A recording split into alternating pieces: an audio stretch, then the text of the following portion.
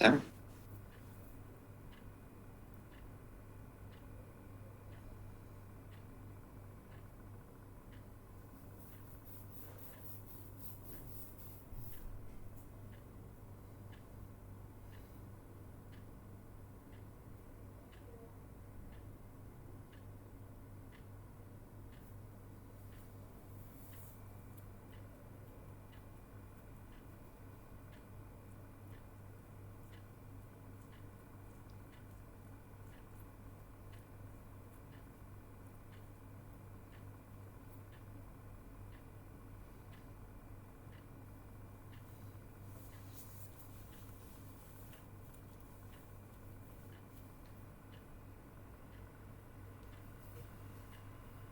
Ya, sambil menunggu saya nyiapkan slide-nya.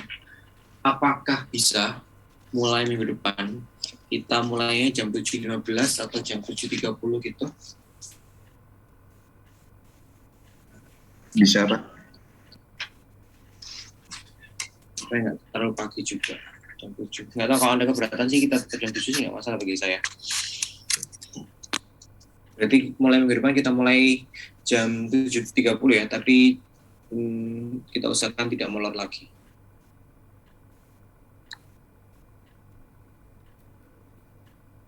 Gitu.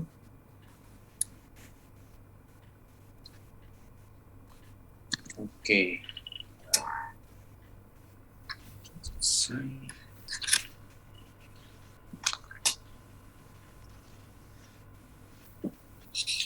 Oh ya, satu lagi informatika.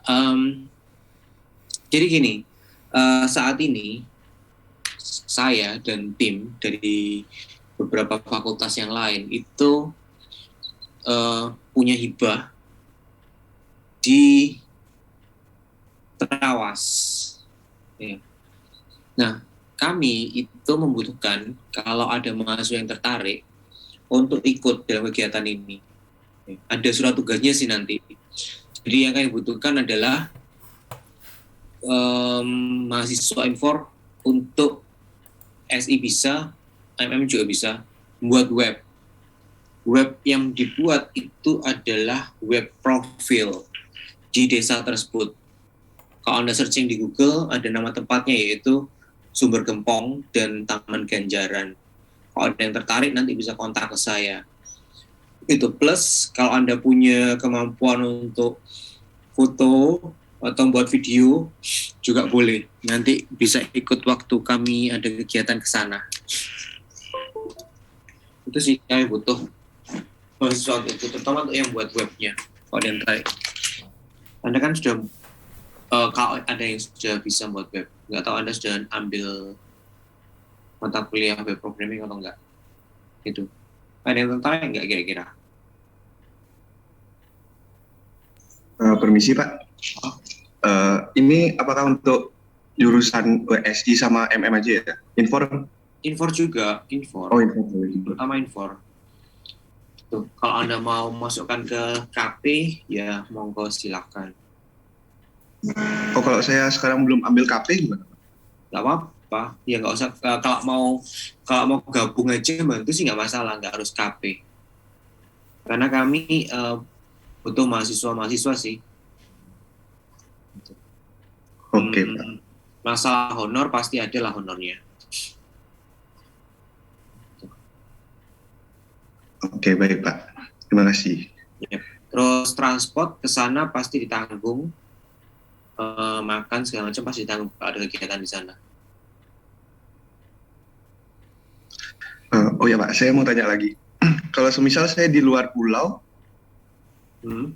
apakah bisa remote gitu, Pak?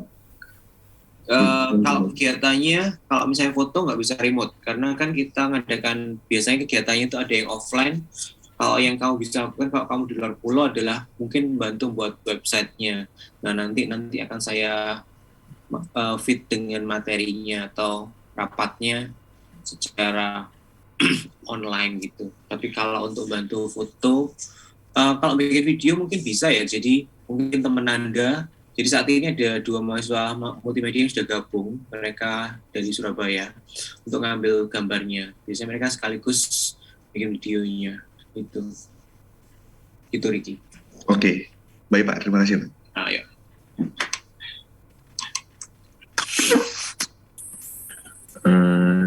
Selamat pagi Pak. Ya. Untuk website itu berarti karena cuma website profil berarti cuma tampilan aja ya Pak ya? Iya, tapi mereka tetap bisa ngupdate isinya kan. Mereka mintanya ngupdate-nya adalah dengan UI yang cukup sederhana, jadi tidak membingungkan mereka. Oh, berarti masih bisa menggunakan kayak database dan backend gitu ya Pak ya? Yes. Oh, terima kasih Pak. Yep. Kenapa Made? Kamu bisa website yang pernah kamu buat apa? Ada beberapa sih Pak, tapi saya kurang mahir dalam front end. Kamu bisa ke front end-nya? Enggak, saya nggak terlalu mahir Pak. Oh, oke. Ya Pak. Terima kasih.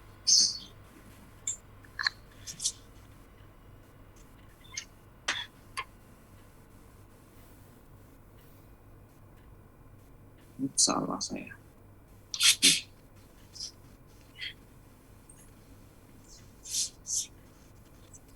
Sebenarnya menarik sih. Saya ada gambarnya nggak di sini ya?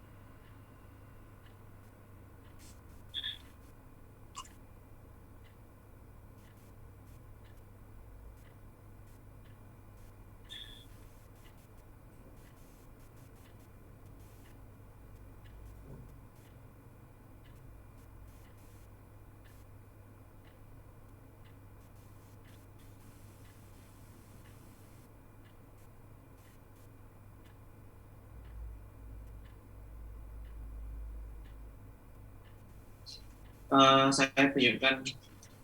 Bentar. Nggak bisa ya.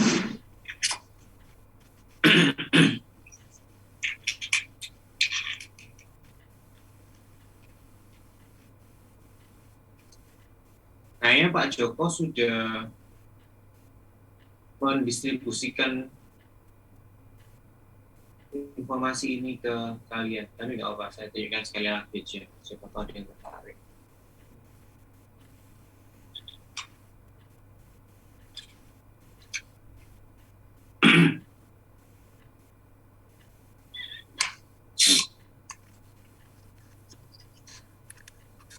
Warga di sana cukup aktif, sehingga kalau Anda ikut ini harusnya tidak rugi sih. Dan sekalian bisa mengenal orang-orang yang di sana. Saya tunjukkan tempatnya. Kayaknya ini sudah pernah di-share sama Pak Joko. Ini salah satu tempatnya. Jadi ini Sumber Gempong. Ini adalah kedai kulinernya mereka. Nanti ada kemungkinan kita akan buatkan aplikasi untuk restonya mereka di sini. Terus di sebelah kanan ini yang nggak kelihatan tuh ada mata airnya mereka, terus ada kolamnya. Terus di sini ada ATV di sini. Terus di sebelah kiri pojok sana itu kelihatan gunung Penanggungan. Temannya cukup bagus sih. Mereka sudah dapat bantuan juga dari Astra. Mereka termasuk juara 1 tahun 2020 versi Astra. Terus dari BRI juga dapat bantuan. Dari Kementerian Koperasi juga ada. Dari Dikti juga ada. Ini, kalau ada yang tertarik.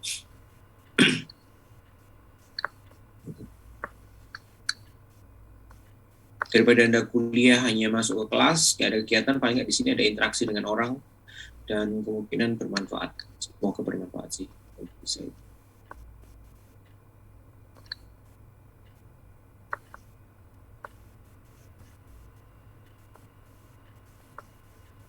Sebentar, kalau bisa dicek ya. Oke. Ya, hari ini kita akan bicara tentang data. Ya. Oke, jadi apa yang dimaksud dengan data?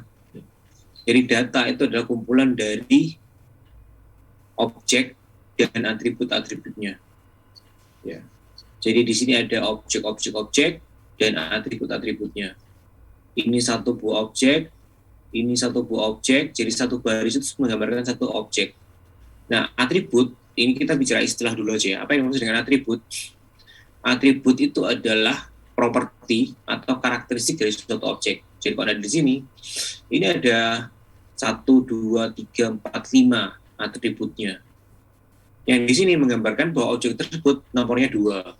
Nah, di sini menggambarkan bahwa objek tersebut untuk rivalnya dia adalah nilainya adalah 0.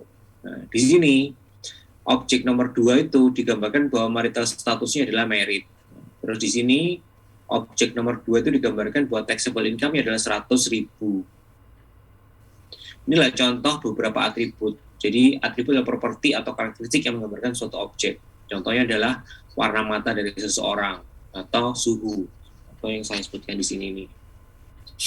Nah, nama lain dari atribut di beberapa mata kuliah lain atau mungkin juga di beberapa buku atau halaman web kalau Anda nyari, kemarin Anda sudah nyari atau saya sudah jelaskan juga minggu kemarin, atribut itu punya nama lain yaitu variabel, field, karakteristik, properti, dimensi, atau fitur. Anda di mata kuliah ini akan dengar banyak sekali istilah-istilah ini dipakai secara bergantian. Ada istilah dimensi ini biasanya yang penting juga, atau fitur ya, atau atribut juga itu. Nah,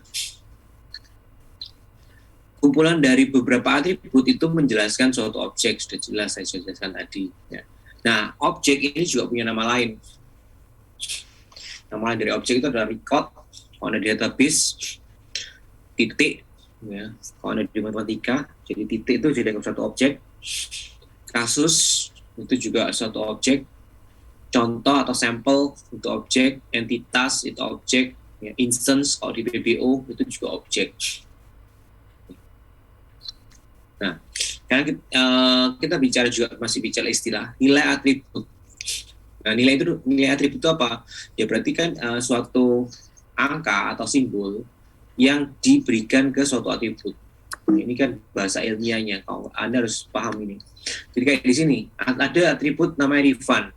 Nah, nilainya apa? Bisa yes, bisa no. Berarti kan bentuknya simbol ini, bukan angka. Tapi kalau taxable income, atribut taxable income, dia punya nilai numerik. Ya. Jadi bervariasi, continuous di sini. Apapun nilainya, pokoknya angka di sini. Kalau marital status, nilainya apa? Simbol juga. Ada single, ada married, ada divorce. Ya. Oke, nah ini adalah perbedaan antara atribut dan nilai atribut. Ya.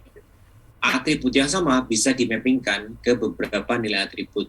Contohnya, untuk tinggi badan, bukan tinggi badan, tinggi, itu bisa diukur dalam satuan feet atau meter. Ya. Nah, beberapa atribut yang berbeda itu bisa dimappingkan ke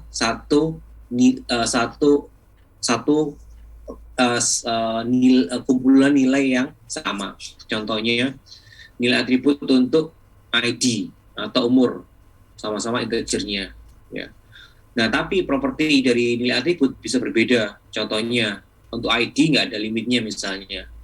Tapi umur itu punya nilai maksimum dan nilai minimum. Misalnya untuk umur nilai minimumnya 0, nilai maksimumnya mungkin nggak sampai lebih dari 200, misalnya seperti itu dalam satuan tahun. Nah, ini Anda pelajari di statistika, di jenis-jenis atribut. Ada beberapa jenis atribut. Yang pertama adalah nominal. Contohnya nominal itu adalah nomor ID, warna mata, kode pos. Ya kan? Artinya apa? Anda sudah belajar di statistik kan? Nanti saya tanyakan. Atau sekarang aja, apa artinya nominal? Tipe atribut yang nominal apa?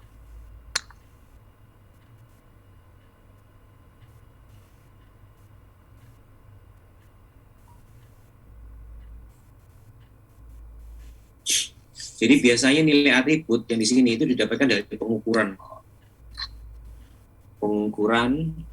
atau mungkin kalau Anda melakukan survei ke sini.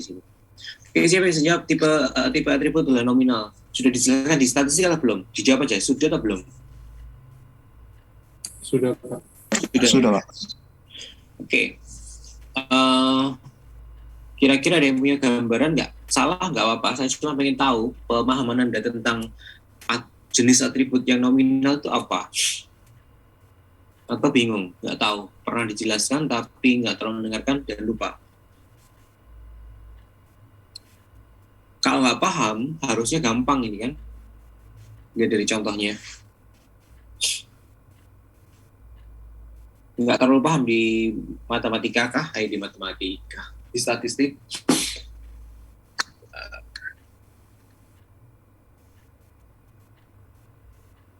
Kualitatif yang tidak berbandingkan. Ngomong ya, saya biasanya nggak ngecek chat, karena kadang saya agak nggak merhatikan ke chat. Kalau Anda bicara, saya bisa mendengarkan. Jadi nominal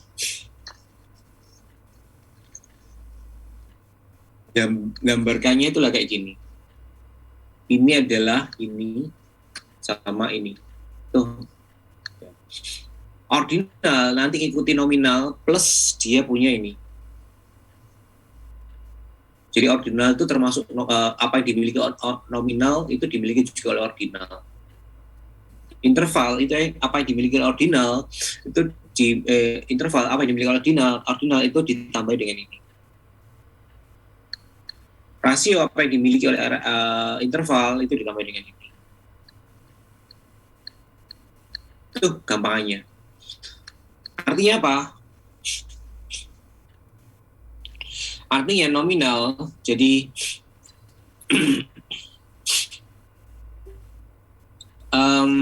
nilai nominal itu nilai atribut yang nominal berarti bisa membedakan objek yang satu dengan objek yang lainnya.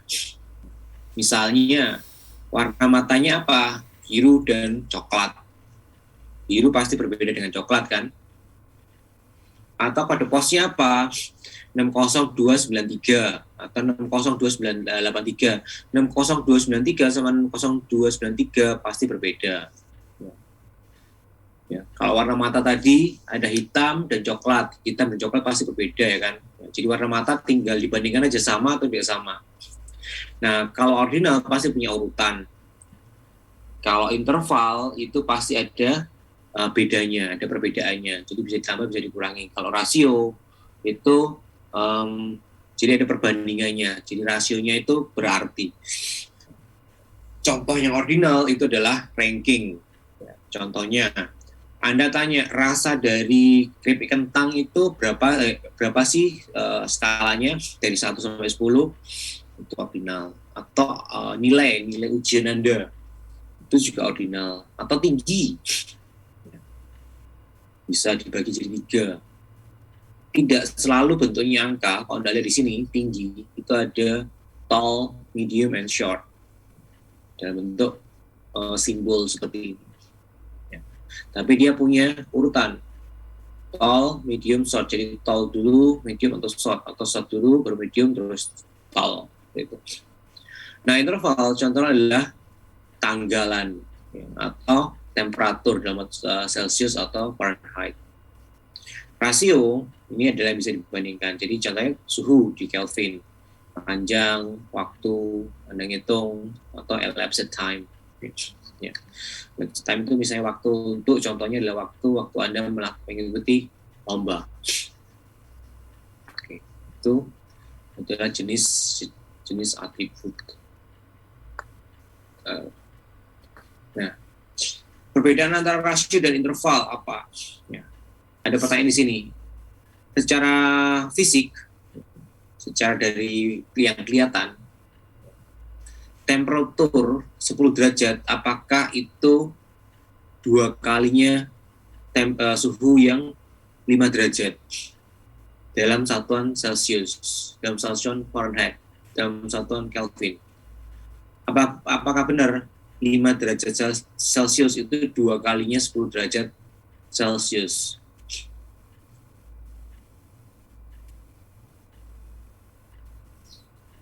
Benar, Pak. Ya, kalau seperti itu, berarti bisa dianggap sebagai rasio. Ya. Oke. Nah, misalnya contohnya inilah, kita mengukur mengukur tinggi. Jika tinggi Bill itu 3 inci lebih tinggi, 3 inci lebih dari rata-rata, dan tingginya Bob itu 6 inci lebih tinggi daripada rata-rata, kita bisa mengatakan bahwa tinggi Bob itu 2 kali tingginya Bill. Kalau itu ya, berarti maka itu termasuk rasio. Oke? Seperti itu. Oke, nah kalau kita bicara yang ini tadi Celsius, secara matematika iya bisa dihitung. Tapi kalau secara Anda di kehidupan nyata, suhu 5 derajat itu lebih dingin 2 kali daripada suhu 5 derajat itu lebih dingin dari suhu 10 derajat. Apakah benar seperti itu? Secara Anda merasakan, Anda pasti nggak bisa merasakan. Ya kan? Apakah benar 2 kali dari situ? Enggak kan? Nah, itu bisa dikatakan bahwa itu bukan rasio. Tapi ada perbedaan antara suhu 5 derajat dengan 10 derajat. Itu perbedaannya adalah 5 derajat. Jadi dari 10 derajat ke 5 derajat itu turun 5. Oke, itu adalah seperti itu. Nah, sekarang discrete sama continuous. Jadi atribut ada yang discrete, ada yang continuous. Ya. Di beberapa penjelasan saya akan menyebutkan bahwa ada beberapa cara ngitung yang untuk continuous dan ada cara ngitung yang untuk discrete. Kita tahu discrete itu adalah ini finite dan bisa dihitung, ya, meskipun dia punya nilai yang infinite. Ya. Contohnya di sini adalah kode POS. Kalau kita menghitung sesuatu, ya, atau kumpulan kata di suatu dokumen, itu pasti terbatas. Biasanya direpresentasikan dalam bentuk integer. Ya. Nah, atribut yang biner, yaitu nilai 0 dan 1, atau hanya nilai 2, misalnya jelek dan bagus, itu adalah special case dari discrete atribut. Jadi binary atribut ini bukan berarti hanya 0 dan 1, tapi nilainya hanya 2, misalnya kanan dan kiri, seperti itu aja. Nah, continuous itu beda dengan discrete. Nah, kalau continuous dia punya angka real bagi nilainya. Contohnya temperatur, dia punya 11,5 atau 37,2 derajat Celcius. Ya. Dia contohnya lagi tinggi, berat badan. Ya. Oke. Jadi secara praktek, ya, nilai real itu bisa diukur atau direpresentasikan dengan angka. Oke. Nah, atribut yang kontinu biasanya digambarkan dalam bentuk bilangan real. Ada koma-komanya. Gitu. Nah, di data mining, Anda akan juga bekerja dengan yang namanya asymmetric attributes. Yang dimaksud dengan asymmetric attribute, kalau Anda punya atribut, Anda punya 100 record, untuk atribut yang asimetrik, itu yang dilihat itu hanya yang ada isinya. Ya. Jadi, non-zero attribute value, itu dianggap penting, bukan berarti yang lainnya tidak dianggap, tapi yang dianggap penting yang ada isinya. Contohnya, kata yang muncul di suatu dokumen. Terus barang yang muncul di transaksi pelanggan. Contohnya, apa maksudnya ini? Misalnya Anda di supermarket, pasti Anda jualan barang, itu banyak ribuan. Ya. Tapi dalam satu transaksi, hanya muncul misalnya pelanggan hanya beli 10 barang, 2 barang, 1 barang. Lumrah seperti itu. Nah, waktu Anda misalnya menggambarkan di database seperti apa, bisa jadi Anda menggambarkannya seperti ini. Misalnya, ini adalah customer A, di notanya dia punya A1, misalnya ada nota A1. Di sini ada barang nomor 1 yang dijual supermarket itu, barang nomor 2, barang nomor 3, barang nomor 4, barang nomor 5. Nggak mungkin di nota ini muncul semua barang. Pasti ini misalnya beli barang nomor 1, dia beli 3. Barang nomor 2 nggak beli. barang nomor 3 dia tidak beli juga, barang nomor 4 tidak beli, barang nomor 5 beli. Jadi nilai-nilai yang bukan nolnya yang dianggap. Jadi 3 dan 1 ini dianggap. Itu adalah asymmetric attributes. Jadi ini contohnya. Ya, atau di sini ada pertanyaan, if we met a friend in the grocery store, would we ever say the following? I see our purchases are very similar since we didn't buy most of the same things. Jadi nggak mungkin Anda kalau ketemu orang atau teman Anda di supermarket, Anda akan ngomong, oh belanjaanmu kok mirip ya, karena yang kita beli kebanyakan bukan barang yang sama seperti itu. Karena kebanyakan kita nggak beli barang-barang kebanyakan barang yang ada di supermarket itu, nggak mungkin seperti itu kan. Pasti Anda ngomongnya, lo barangmu kok sama, kamu kok beli ini dan ini dan ini dan itu adalah asimetrik. Oke, sebentar, kursor saya mana kok hilang.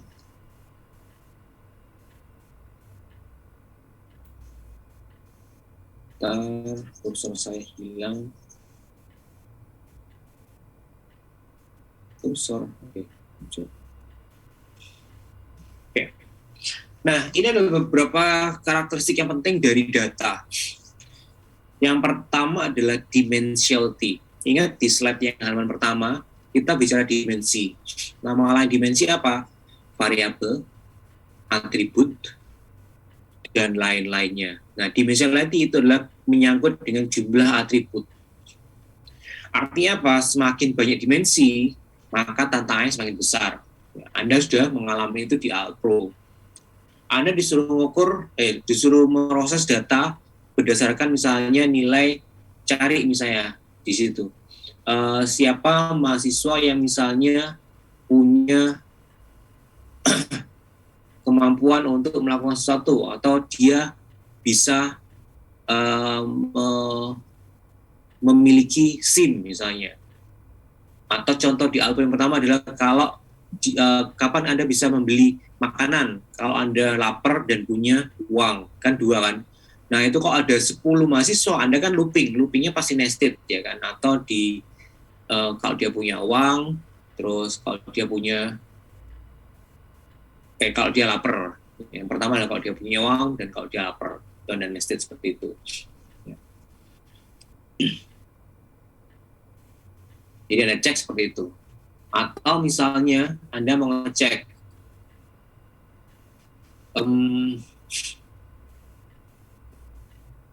ya mirip seperti itu. Jadi Anda set 2. Jadi Anda cek nanti siapa aja yang lapar, siapa aja yang tidak punya uang. Ya. Nah, makin banyak variabel yang diperhitungkan, maka tantangannya semakin besar. Ya. Seperti Anda contohnya di mata kuliah struktur data, Anda sudah diajari dengan jumlah data sebanyak penduduk Indonesia hanya dengan nested loop, dengan komputer yang spesifikasinya seperti saya lupa itu spesifikasinya, ya cukuplah untuk menghitung. Itu bisa memakan waktu sekitar setengah tahun untuk mengeluarkan result-nya. Ini kalau Anda pakai algoritma yang tradisional, nested loop, seperti itu, looping biasa. Ya bisa zaman sekarang Anda seperti itu. Anda belajar di informatika, kalau Anda bekalnya hanya nested loop, nggak bisa. Nah, tapi nanti lihat Anda kok mengerjakan tugas akhir, KP atau halaman web sederhana, proses, database, pasti mainnya ke nested loop, array, list seperti itu. Itu cara-cara yang pemula, masih newbie. Nah, salah satu lain karakteristik yang penting di data adalah sparsity. Nah, ini berkaitan dengan asymmetric attribute tadi. Jadi hanya kemunculan yang penting. Terus yang ketiga adalah resolusi. Nah, jadi pola itu tergantung dari skalanya. Semakin tinggi polanya, semakin kelihatan ya detailnya. Ya, tapi kita tidak harus punya resolusi yang sangat tinggi. Misalnya nih, Anda punya CCTV atau Anda pengen deteksi pergerakan. Ada sesuatu bergerak atau enggak? Atau Anda ingin memisahkan antara background dengan foreground-nya. Nah, resolusi itu tidak terlalu penting di situ. Jadi pokoknya Anda bisa membedakan antara mana foreground, mana background. Atau CCTV-nya hanya ngecek misalnya apakah ada sesuatu yang bergerak. Nah, kalau seperti itu berarti Anda pakai kamera yang nggak terlalu high definition. Ukuran ini menentukan jenis analisisnya. Semakin besar ukurannya, nanti seperti apa jenis analisisnya. Kita bisa lihat di minggu-minggu berikutnya. Ini adalah beberapa jenis dataset.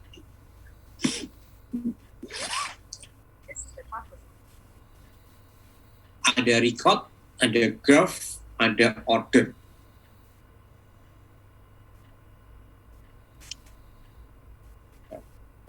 Nah, dataset record contohnya ada data matrix, ada document data, ya, ada transaction data. Yang graph ada triple W, ada molecular structures. Yang ordered ada yang spatial data, ada temporal data, ada sequential data, ada genetic sequence data. Gitu. Oke, kita jelaskan satu-satu. Oke, record data. Apa itu record data?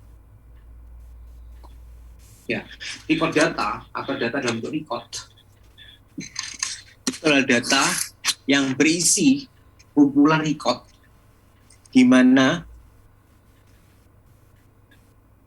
setiap recordnya itu berisi sekumpulan atribut yang jumlah atributnya sama terus.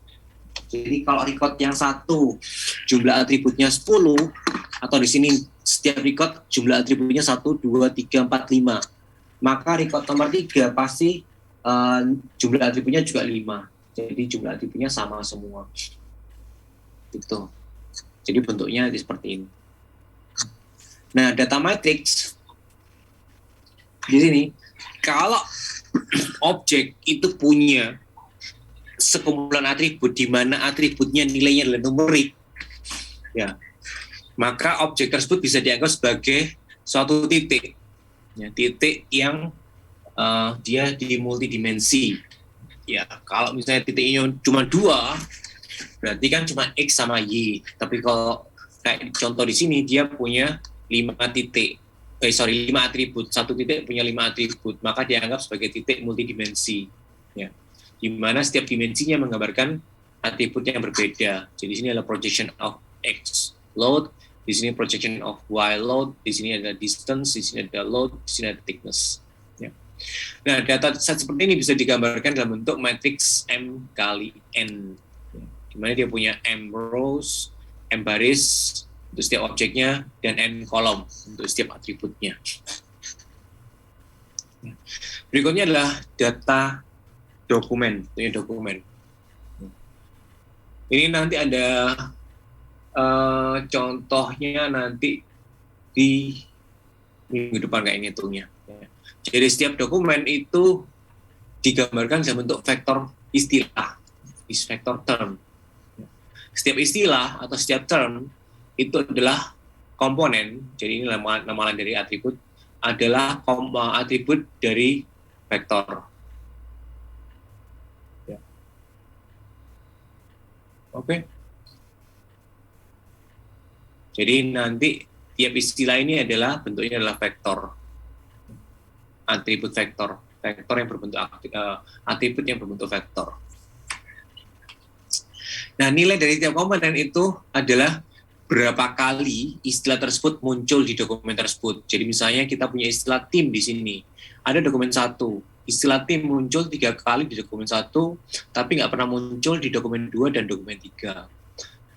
Kita lagi lihat di sini skor. Skor, berapa kali istilah skor itu muncul di dokumen 1? 2 kali. Istilah skor muncul di dokumen 2 sekali.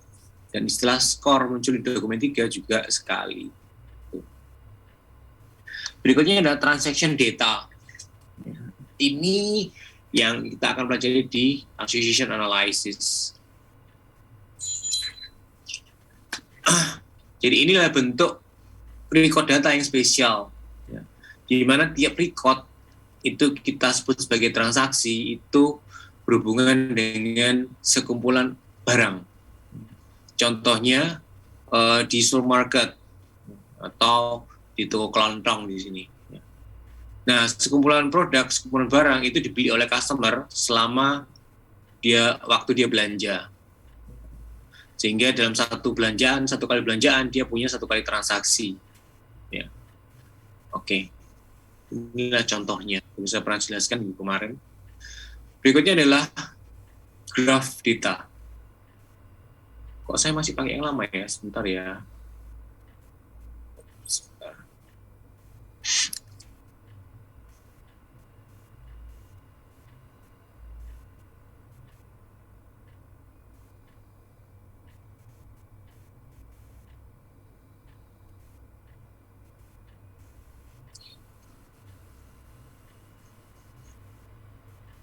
Oke. Contohnya ini adalah graph data dalam bentuk graph. Ya, di matematika diskrit Anda belajar tentang graph. Wait. Ya. Oke, contohnya adalah graph seperti ini, ya graph biasanya, atau web page. Ya kalau ini Anda lihat satu buah halaman atau web pages,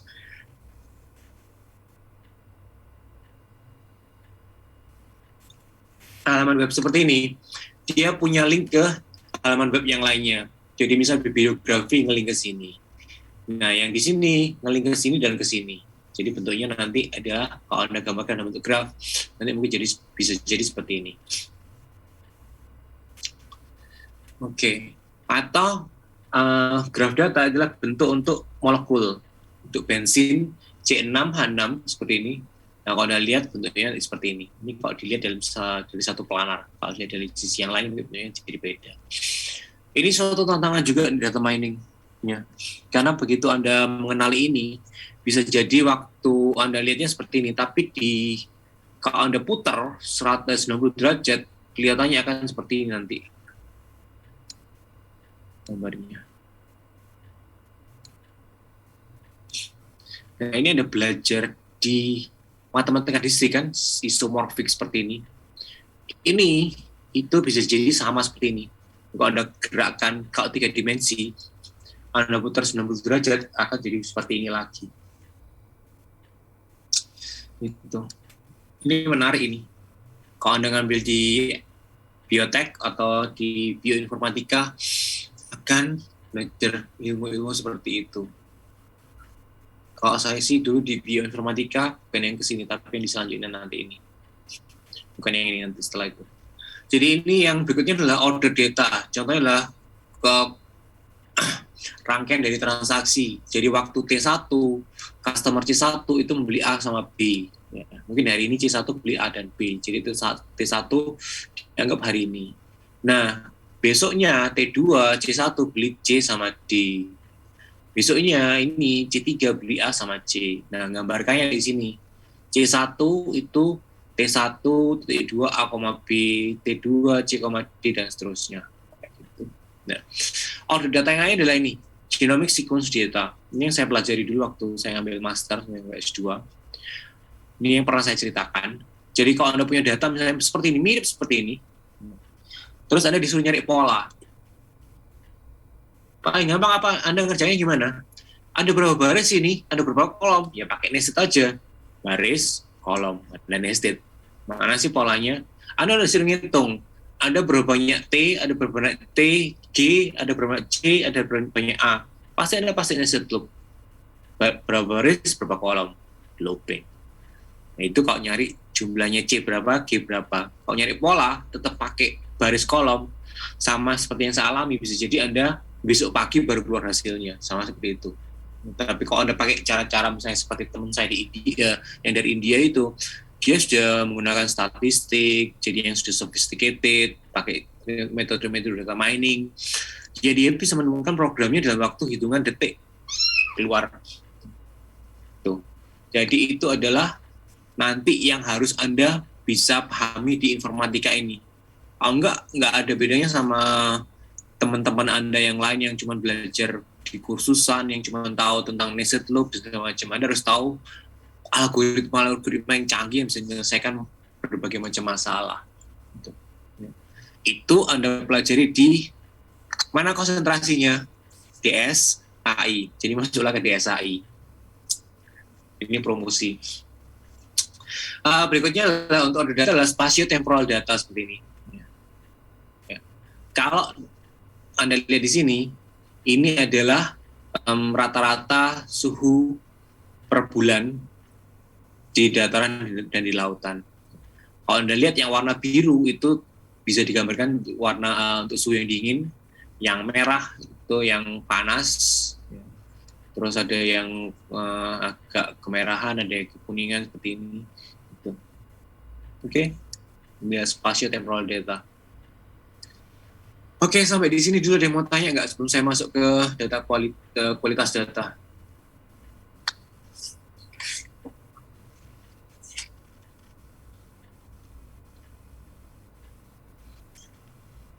Yang tertarik untuk ikut ke bergabung sama Taman Ganjaran bisa kontak saya, bisa email saya.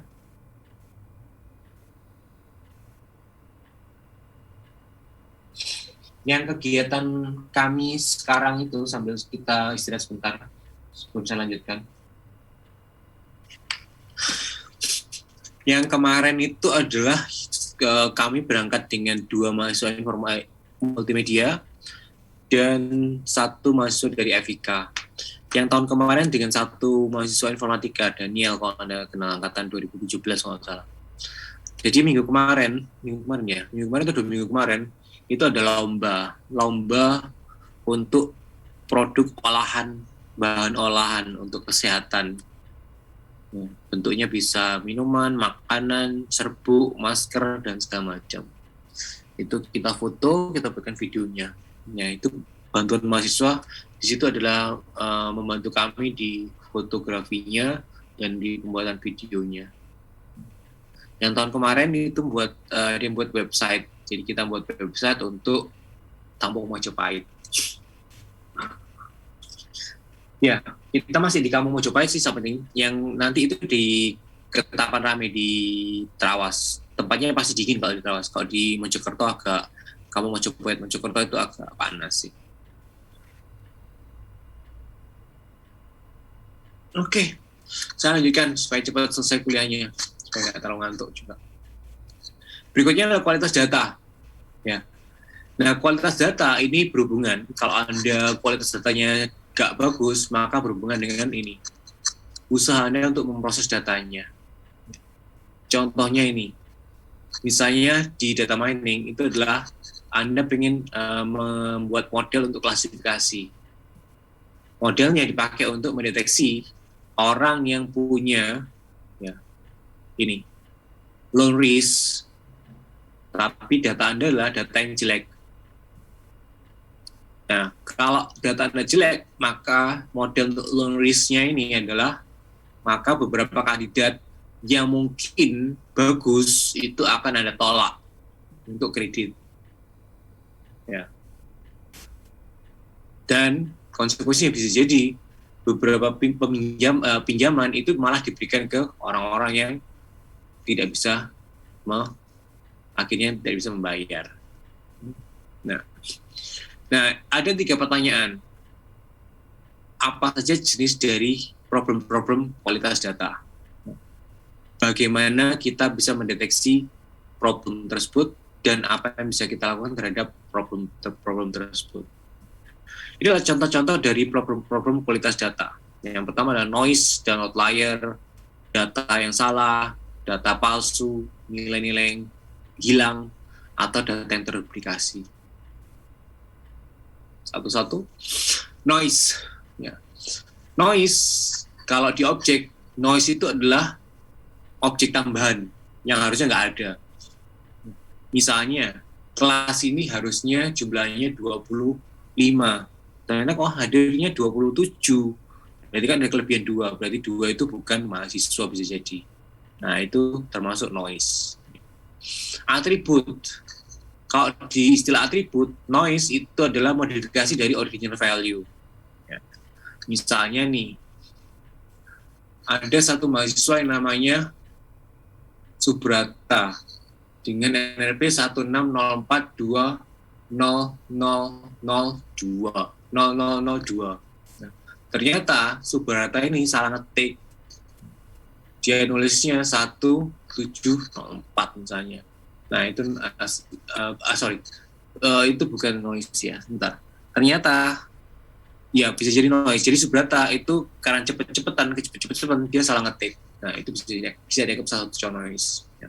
Contohnya di sini adalah distorsi waktu Anda nelpon. Waktu telepon terdengar bunyi kemeresek ya, atau nggak jelas, atau waktu TV ada feedbacknya misalnya, atau waktu Anda yang ngomong lah di Zoom ada feedbacknya, itu namanya noise. Ya. Ini contohnya secara fisika, secara elektro, ya, di mana ada penjumlahan dari dua sinyal sinus di sini. Nah ini kalau mulus, ya kan, sini. Ya, kalau ini ada noise-nya, sehingga kelihatan seperti ini. Itu adalah noise. Nah beda dengan outlier. Ya. Kalau noise itu adalah ada gangguan terhadap data yang kita miliki. Kalau outlier itu adalah objek yang punya karakteristik yang paling ekstrim, yang sangat berbeda dari objek yang lainnya. Contohnya gimana? Anda punya tim untuk basket. Nah, tim mahasiswa untuk basket semuanya tingginya 180 cm. Ada satu orang yang tingginya 160. Dari semua pemain basket, 180.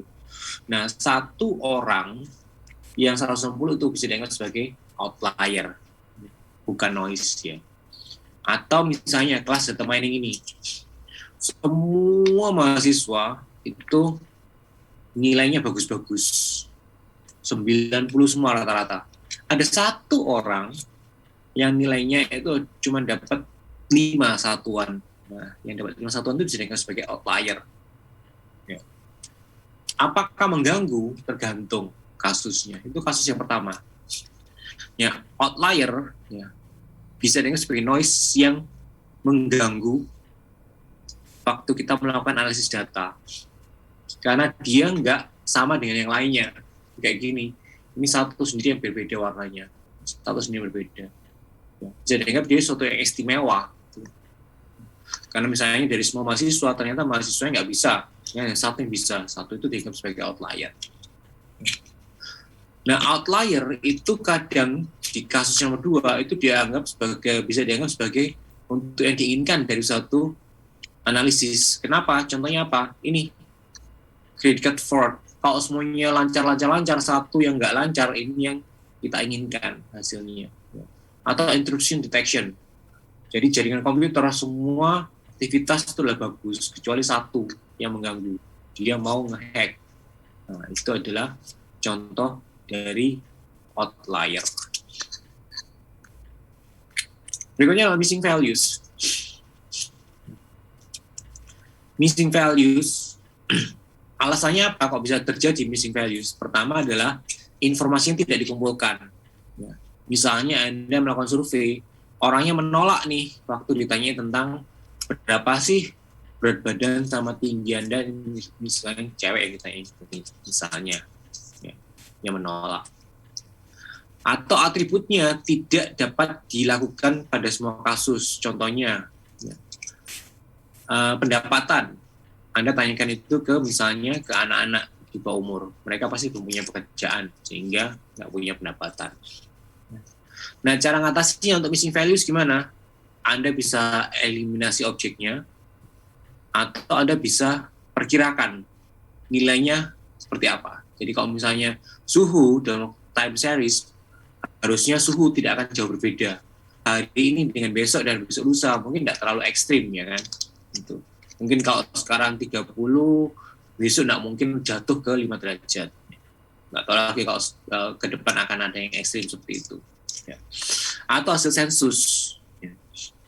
Sensus, kalau ada sensus di Indonesia, ya, Anda tanya tentang tinggi badan, ya kira-kira rata-rata tinggi badan mungkin sekitar 170-an seperti itu, atau 160-an seperti itu. Nggak mungkin beda jauh, nggak sampai ada yang punya tinggi 200 cm, 200 cm ya.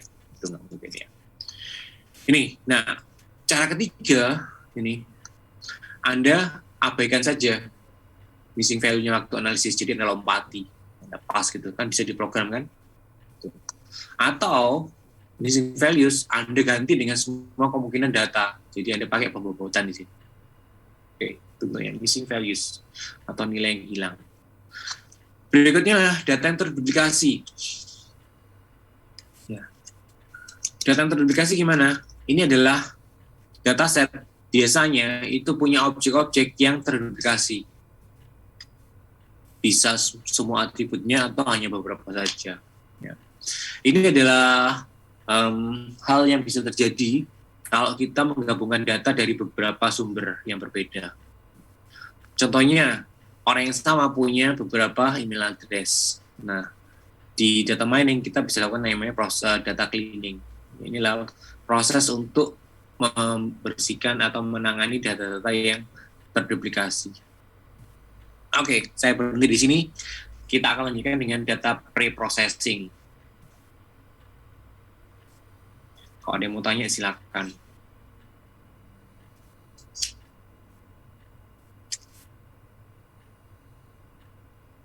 Oke, ini angkatan 2020 ya, 2020 ya. Saya mau nanya, yang dari luar kota, kalau misalnya Anda diminta, misalnya semester depan sudah offline, sudah siap tempat kos nggak? Belum ya?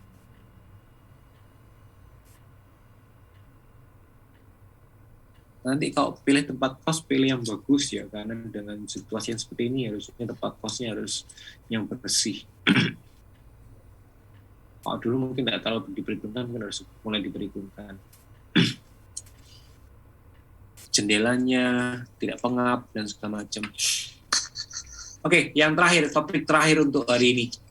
Setelah ini kita bisa istirahat, kita bisa lanjutkan mungkin minggu depan supaya Anda nggak terlalu capek juga kuliahnya. Oke, di data mining, sebelum Anda buat model, Anda mengaplikasikan metode-metode data mining, kita bisa melakukan yang namanya data pre-processing.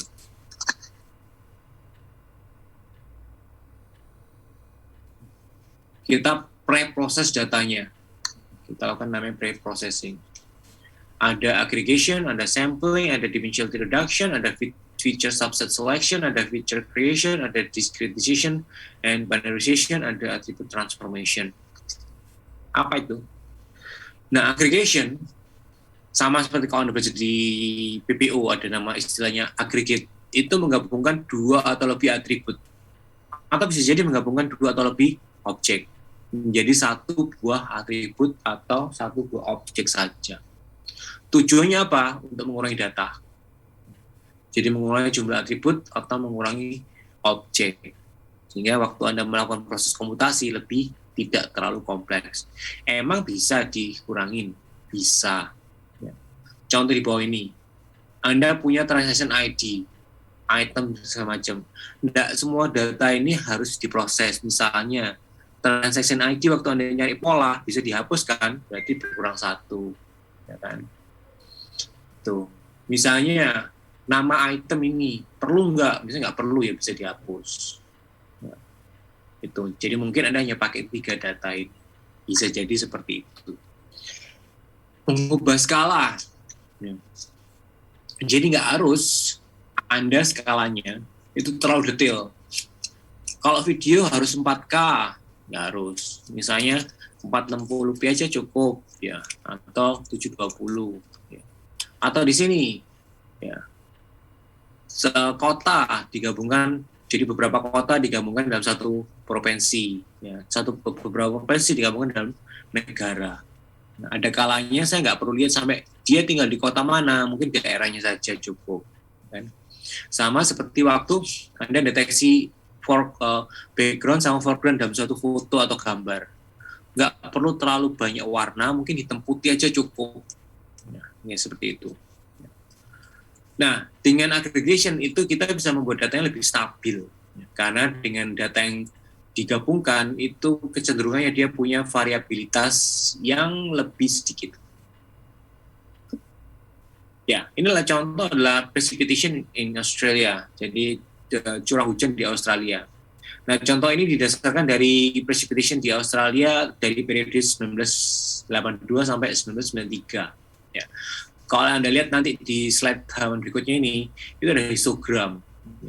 Histogram dari standar deviasi, STD, di statistik maksudnya ya sama. Standar deviasi dari rata-rata curah hujan per bulan. Ini, saya nggak bisa bacanya ini apa ini. Di Australia ada selnya. Nah, histogramnya ada 2 histogram. Jadi yang pertama adalah bulanan, yang kedua adalah tahunan. Oke. Nah, kalau Anda lihat rata-rata histogram yang tahunan itu punya variabilitas lebih sedikit dibandingkan rata-rata curah hujan yang bulanan. Ya. Nah, semua curah hujan pengukurannya dilakukan dalam satuan sentimeter. Jadi ada di sini. Nah, kalau ada di sini, yang bulanan dia variabilitasnya sangat tinggi. Ada yang ke sini, terus gini, ya, tinggi sekali. Nah, kalau di yearly kelihatan cuman sedikit kan. Polanya kelihatan Mas Ian. Ini, polanya melengkung gini kan. Nah, ini juga kelihatan polanya seperti ini. Jadi polanya nggak hilang. Polanya tetap ada. Jadi dia skewed to the right. Sini juga skewed to the right. Jadi ekornya di sebelah kanan gitu. Oke. Ya, jadi tidak harus Anda mengambil setiap bulan, tahun aja cukup, rata-rata tahunan. Meskipun rata-rata tahunan tetap diambil dari bulanan. Bulanan diambil dari harian, seperti itu. Nah, tergantung Anda ngumpulnya setiap bulan atau setiap hari. Kalau Anda ngumpul setiap hari, tidak perlu setiap harinya direpresentasikan atau diberikan. Waktu Anda menyampaikan ke pengambil keputusan, Anda berikan dalam satuan bulanan. Berikutnya adalah sampling. Anda juga belajar ini statistik. Ya. Jadi sampling itu adalah salah satu teknik utama yang Anda pakai di data selection. Nah, ini bisa dipakai untuk baik itu di preliminary investigation dari data, jadi Anda mau cari tahu tentang data, atau di final data analysis. Ya. Maksudnya apa? Misalnya di awal nih, Anda pengen tahu data saya itu seperti apa sih? Anda ambil sampling aja. Anda pengen tahu aja dulu. Jadi Anda nggak proses semuanya dulu. Anda sampling, beberapa sampling, oh saya tahu datanya ini kayak gini. Jadi ambil misalnya 5 record, oh datanya kayak gini. Oke, saya tahu ini ada berapa atribut, terus atributnya apa saja, kira-kira sampai berapa. Nanti Anda bisa perkirakan dari situ. Untuk investigasi awal. Bisa jadi salah, tapi Anda bisa tahu. Nah, di final data analysis, Anda juga bisa lakukan sampling. Bener nggak sih data saya? Nggak perlu ngecek satu lagi. Ambil misalnya 30 data atau 5 data atau 10 data, saya ambil samplingnya, cek manual. Oh ternyata metode saya sudah benar hitung-hitungannya. Itu sampling. Nah, ahli statistik melakukan sampling, ya. Karena apa? Karena untuk mendapatkan semua data itu terlalu mahal dan terlalu memakan waktu. Contohnya apa? Sensus penduduk. Kalau Anda melakukan sensus penduduk itu butuh waktu lama dan mahal. Oleh karena itu kadang dilakukan sampling saja misalnya. Nah, sampling dipakai di data mining karena untuk memproses semua data itu terlalu mahal dan terlalu makan waktu. Makanya dipakai metode-metode statistik. Ya, dari sini Anda tahu ya kan bahwa statistik dipakai di data mining. Masih jam 8 loh ini. Oke. Ini adalah prinsip-prinsip waktu melakukan sampling. Jadi sampling kadang nggak boleh sembarangan. Ya kan? Jadi prinsip dari sampling adalah ini. Ya. Pakai sampel yang bisa dipakai untuk keseluruhan dataset. Artinya apa? Sampelnya harus representatif. Sampel yang representatif kalau sampelnya itu punya kemiripan dengan data yang asli, yaitu sampling. Ya. Ada beberapa jenis sampling yang Anda pelajari di statistik. Ya, ada simple random sampling. Jadi di sini setiap item itu punya probabilitas yang mirip, equal. Ya. Ada sampling without replacement. Jadi setelah barangnya atau itemnya diambil, dia akan dibuang dari popularitasnya, akan dipakai lagi karena sudah diambil, nggak akan diperhitungkan lagi. Ada sampling dengan replacement. Begitu barangnya diambil atau itemnya diambil, dia akan dikembalikan lagi ke popularitas. Ya, bisa jadi nanti ke depannya dia bisa terpilih lagi. Jadi objeknya bisa terpilih lebih dari satu kali. Berikutnya adalah stratified sampling. Di sini Anda bagi data menjadi beberapa partisi. Terus Anda ambil sampel dari setiap partisinya. Nah, inilah sampel size. Kalau Anda lihat, kalau Anda sampel size 8.000, cukup detail.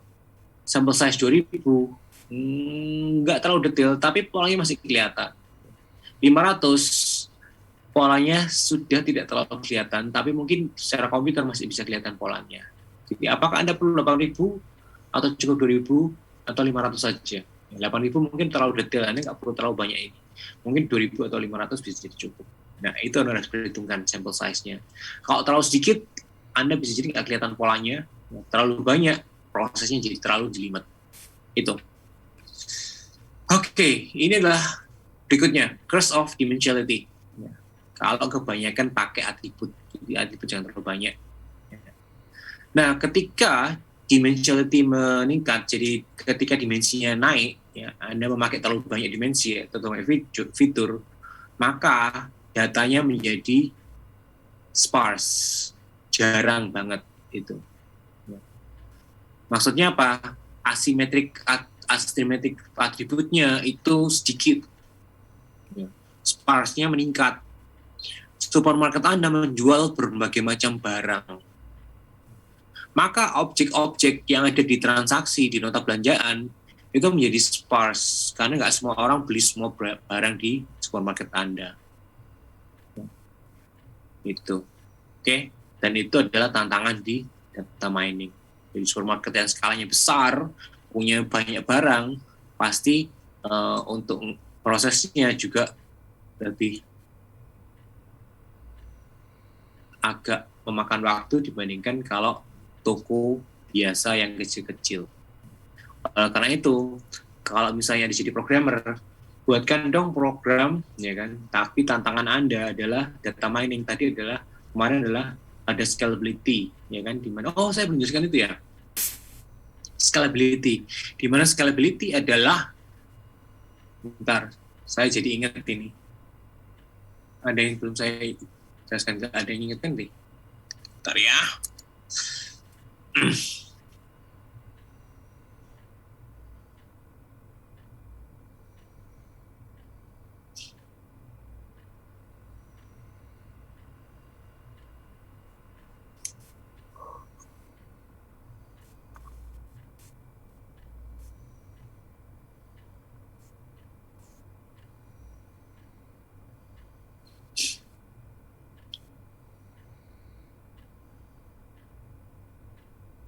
Nih, ini kemarin kelewatan, scalability. Ada yang tahu nggak bisa diskalakan itu maksudnya apa? Scalability adalah kemampuan untuk bisa diskalakan. Saya pengen tahu dulu, silahkan jawab.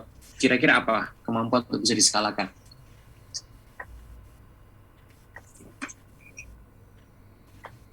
Kemampuan untuk bisa dikembangkan lebih besar lagi.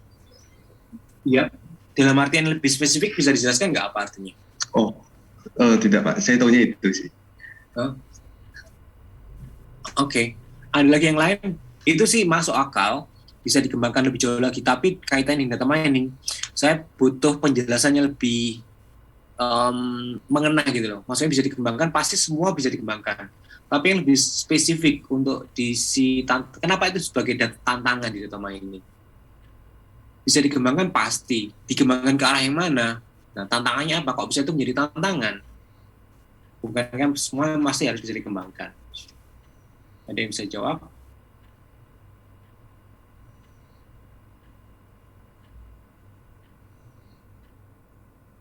Ngomong aja nggak apa, salah nggak apa, paling nggak Anda bisa mengungkapkan sesuatu sehingga nanti kalau ada pertanyaan-pertanyaan lainnya Anda masih bisa jawab, berani jawab maksudnya.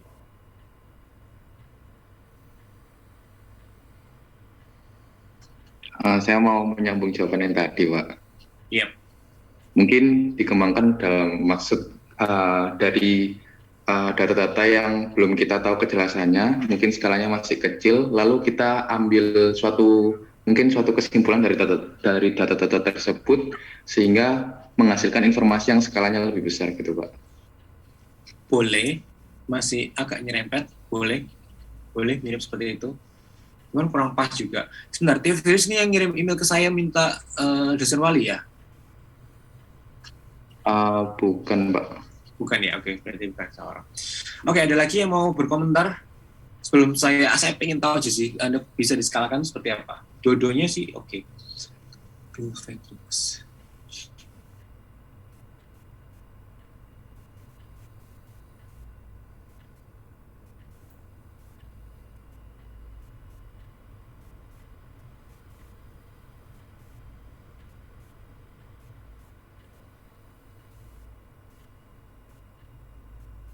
Gimana?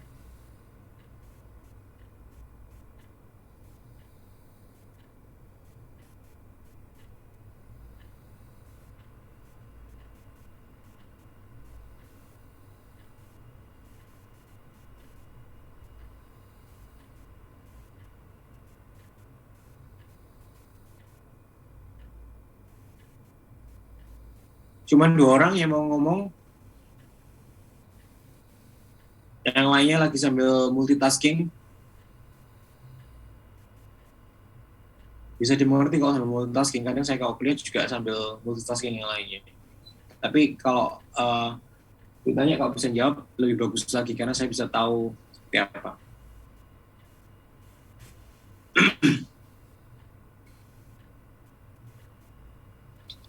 Kita memanfaatkan waktu seefisien mungkin saja. Pokoknya materinya bisa tersampaikan dan kita nggak terlalu banyak ngantuk, karena kalau kuliah terlalu lama juga nanti ngantuk, karena beda dengan offline. Kalau offline interaksi mungkin saya bisa sambil jalan sambil macam-macam. Kalau online ini saya nggak bisa memonitor satu-satu karena tertutup cam-nya. Oke, saya jelaskan scalability. Anda yang kata 2020 kebanyakan. Anda punya mata kuliah pemrograman itu diawali dengan Alpro. Alpro belajar apa? Nah, Alpro belajar apa? Satu aja yang jawab. Alpro belajar apa? Pengalaman Anda, Alpro belajar apa? Atau satu atau dua orang? Membuat program dengan benar. Maksudnya gimana? Membuat program dengan benar itu? Menyelesaikan suatu masalah. Pokoknya bisa menyelesaikan suatu masalah. Iya, wes, oke. Yang lainnya? Belajar algoritma pemrograman, Pak. Oke, ya, menarik. Ya, jadi gini. Sebenarnya di Alpro, ini kalau saya boleh ngomong ya, tapi jangan disampaikan ke Kajun, nanti saya dimarahin. Jangan bilang kalau saya ngomong. Anda belum belajar algoritma di Alpro itu. Algoritma apa yang dipelajari di Alpro? Di Alpro, Anda belum belajar algoritmanya. Anda pelajari adalah logika pemrograman. Apa itu input-output, apa itu branching, apa itu loop, apa itu list, apa itu array, apa itu apa lagi, nested loop, nested condition, seperti itu. Itu bukan algoritma. Kalau saya tanya, Anda belajar algoritma di Alpro, apa itu brute force? Anda bisa jawab nggak? Itu salah satu algoritma paling gampang. Menyelesaikan suatu masalah pemrograman dengan program yang kayak, ya pokoknya selesai dulu. Nggak efektif, nggak apa besar atau nggak efektif sama sekali, nggak masalah. Pokoknya selesai dulu. Enggak, itu salah. Kalau itu lebih mirip ke greedy. Nah, kalau saya tanya, ada yang tahu nggak algoritma greedy itu? Greedy itu yang Anda pakai di Alpro biasanya, tapi Anda nggak tahu kan? Gitu. Karena Anda belajar algoritma, nggak dipelajari greedy itu kayak gini. Contohnya seperti ini. Enggak. Nah, sekarang jangan mancing terlalu jauh deh. Jadi di Alpro Anda belajar program. Di PPO Anda belajar lagi tentang object oriented. Terus Anda belajar lagi di struktur data. Terus ada lagi data mining, ada lagi artificial intelligence. Terus ada lagi apa ya itu yang pakai Python gitu. Mata kuliah baru saya lupa. pemrograman, ada yang ingat nggak namanya? Data science program. Data science programming. Ya, data science programming. Ya, nanti pakai Python. Jadi, waktu Anda di Alpro, Anda belajar program bener. Pokoknya ada input ini, selesaikan jadi outputnya. Wes, pokoknya bisa menyelesaikan itu. Ya, jadi programnya bisa jalan dengan bener. Ini yaitu, programmu jalan bener, bisa keluar outputnya, Alpro bagus. Ya, entah itu pakai nested loop, pakai condition, kondisinya boleh di nested, boleh digabungkan pakai AND OR. Ya, itu logikamu jalan sudah. Kalian bisa buat program dengan baik dan menghasilkan output dengan benar. Alpro. PBO, Anda ditempa lagi dengan object oriented. Ya. Nanti kalau saya jadi kacur mungkin akan berubah lagi. Tapi saya nggak akan jadi kacur. Jangan diceritakan. Jadi gini, Alpro pokoknya programnya jalan. PBO berbasis object. Di struktur data, Anda mau dikenalkan, ini loh ada struktur data, ini Anda bisa pakai di program Anda. Ada list, ada array, ada tree, seperti itu. Ya kan? Terus ada beberapa algoritma sorting, searching, Anda belajar di situ. Itu mulai Anda belajar algoritma. Nah, di data mining, Anda belajar metode-metode yang tidak tradisional nanti. Nah kaitannya dengan scalability apa? Saya bilang di Alpro atau selama ini, Anda bekerja dengan database, dengan Alpro, berapa sih banyak data yang Anda pelajari, terutama di Alpro, yang Anda buat di output, paling datanya hanya 10, 5, selesai kan? Misalnya Anda disuruh nyari diskon suatu barang, ya inputkan aja 3, dia itu diskonnya berapa.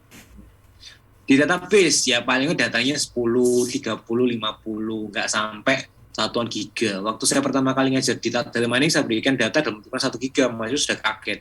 Buat programnya dia nggak selesai seminggu. Programnya jalan dalam waktu 1 hari 1 malam nggak selesai. Nah, sampai 2 hari tunggu juga nggak selesai. 3 hari ditunggu nggak selesai programnya. Jadi laptopnya jalan terus sampai 3 hari. Ada yang satu tim 3 jam nggak selesai, langsung di-cut, diberhentikan. Nah, itu kaget sudah. Nah, scalability maksudnya berapapun banyak data yang Anda miliki, program Anda atau algoritma Anda harus konstan. Jadi misalnya ini, Anda bikin program untuk bank, di mana nasabah bank itu kan banyak, tidak mungkin cuma 10 orang nasabah. Anda disuruh nyari kira-kira rata-rata bank itu berapa sih per nasabahnya, ngitung kan. Nah, kalau untuk bank kecil, program Anda cepat jalannya, tapi program yang jumlah yang besar, program Anda jadi lambat. Itu tidak boleh terjadi. Programmer nggak harus gitu. Nanti alasannya apa? Oh iya, datanya banyak, jadi prosesnya lambat. Enggak itu ya. Anda punya gelar S1, belajar itu bukannya nested loop. Kalau Anda belajar nested loop, ya pastilah program kecil sama program besar itu pasti jauh. Ada linearnya, berbanding linear waktunya dengan jumlah datanya. Nggak bisa seperti itu. Anda harus temukan algoritma, entah itu dibantu dengan struktur data seperti apa, sehingga program Anda itu sifatnya konstan. Jadi data kecil, data banyak, ya keluarnya dalam waktu sekitar 1 detik, 2 detikan. Seperti itu. Nah, itu yang dilombakan di competitive programming.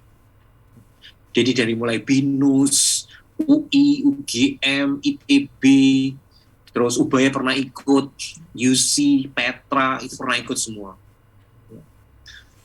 Kita pernah sampai ke Singapura, Ubaya timnya. Kita pernah punya mahasiswa yang pintar di situ. Jadi competitive programming, perlombaan seperti itu, Anda akan diberikan data dalam jumlah besar, output harus keluar dalam hitungan detik. Tidak boleh lebih dari 5 detik, sudah bisa keluar outputnya. Kalau Anda senjatanya adalah nested loop sama array sama list, buyar. Anda pasti nggak akan menang. Karena kompetitor Anda sama, Anda belajar di Ubaya programming. Yang ngambil S1 teknik informatika itu bukan hanya informatika di Ubaya, tapi ada di UC, ada di Petra, ada di UGM, ada di UI. Ya. Terus, Anda ngelamar pekerjaan di perusahaan. Yang lamar itu juga bukan hanya Ubaya. Nah, kemampuan program, kalau ada senjatanya hanya nested loop, Anda akan kalah dengan teman-teman Anda yang lain dari Unify, misalnya seperti itu. Jadi mulai sekarang senjata Anda bukan hanya itu, bukan hanya Setloop. Nah, tapi dengan adanya misalnya data science, programming dan segala macam, Anda dikenalkan atau di Alpro yang sekarang Anda dikenalkan dengan bahasa pemrograman lainnya yaitu Python. Jadi bukan hanya C#, bukan hanya Java, bukan hanya PHP, ya kan? Nah, kalau web programming PHP, Anda harus cari mungkin add-ins-nya, library lainnya untuk bantu Anda memproses yang dikerjakan oleh orang lain. Nah, tapi kalau sampai suatu titik di mana program Anda membutuhkan suatu metode yang orang lain belum membuat library-nya, mau nggak mau Anda harus buat sendiri. Nah, itu dituntut kemampuan sarjana Anda.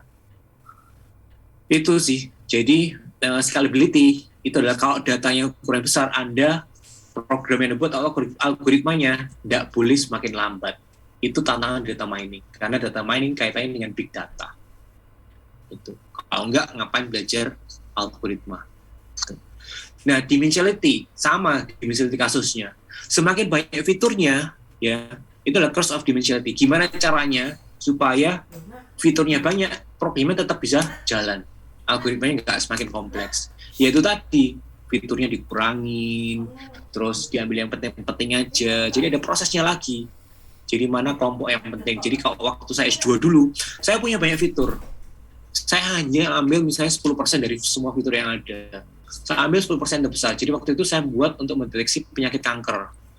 Jadi dari kanker payudara, saya hanya ambil 5 besar fiturnya. Itu yang saya pakai. Dan itu sudah bisa pakai untuk memprediksikan. Seperti itu. Terus yang berikutnya adalah kompleksitas dan data yang heterogen. Nah, kalau di Alpro, mungkin Anda hanya masukkan nilai UTS, nilai ujian, nilai tugas. Ya, itu programnya. Jadi semuanya numerik. Nah, di data mining, bisa jadi data yang Anda kumpulkan, yang Anda analisis nanti bervariasi. Ada yang umur, ada yang lokasi, ada yang mungkin warna mata, tinggi badan, bervariasi seperti itu. Jadi caranya seperti apa? Nah, itu harus Anda pre-processing dulu. Terus kualitas data yang tadi kita singgung, terus ada data ownership dan distribution, karena bisa jadi kita menggabungkan data dari beberapa tempat, nah terus distribusinya seperti apa. Privacy, karena datanya diambil dari beberapa tempat, gimana kita tetap harus mempertahankan privacy itu tantangan-tantangan data mining. Streaming data itu adalah data yang terusan, konstan, itu mengalir terus inputnya. Nah, kalau seperti itu kan berarti datanya banyak sekali dan konstan terus. Bagaimana Anda mengolah itu? Contohnya adalah di video. Video kan jalan terus. Gimana Anda bisa mendeteksi sesuatu di video? Itu yang streaming. Ada yang nggak tertulis di sini adalah yang saya singgung adalah non-traditional data, non-traditional algorithm. Gimana Anda bisa memakai algoritma yang tidak tradisional, yang masih banyak diteliti, untuk meningkatkan performanya. Jadi, algoritma yang Anda pelajari di data mining nanti ini, itu bukan mutlak akan menjadi senjata Anda pasti berhasil dengan sukses. Algoritma ini masih diteliti dan masih berkembang untuk bisa menghasilkan sesuatu yang lebih baik. Kalau yang Anda pelajari semuanya mutlak, bagus, manusia itu pasti sudah bisa pergi ke bulan, bisa bertamasya ke Mars dan segala macam. Kita masih punya banyak keterbatasan. Nah, tapi kalau Anda lihat di antariksa, proses data mining contoh antariksa, bagaimana sekarang antariksawan atau ilmuwan-ilmuwan itu yang di astronomi bisa mendeteksi, oh planet ini mirip dengan bumi, padahal hanya dari satu titik sinar saja. Mereka menggabungkan dengan ilmu fisika. Jadi misalnya saya mendeteksi ke mataharinya, begitu planetnya lewat matahari, saya bisa lihat keredupan cahayanya, terus kira-kira besar kecilnya seperti apa. Dari situ bisa kelihatan, dari gelombang cahayanya saya bisa tahu dia panas atau enggak, seperti itu. Ya. Oke, itu dari situ. Nah, terus saran saya banyak-banyaklah membaca, karena dengan membaca Anda bisa jadi lebih tahu lebih banyak. Itu yang ketinggalan kemarin. Mohon maaf. Oke, kok ada pertanyaan silahkan.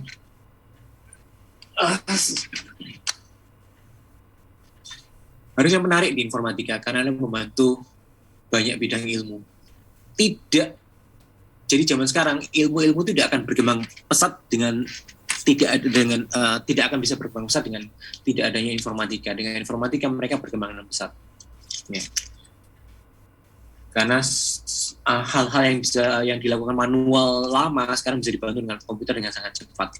Oleh karena itu, ke depan bisa jadi informatika diajarkan ke semua apa?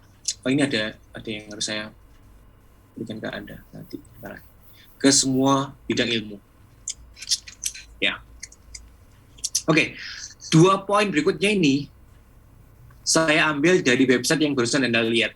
Ya, saya akan buka supaya note-nya kelihatan. Terus, kok jadi seperti ini? Bentar.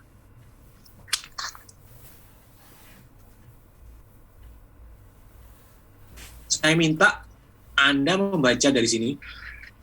Ada contohnya di situ.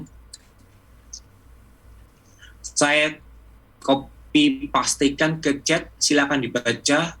Saya tunggu mungkin sekitar 10-15 menit untuk membaca.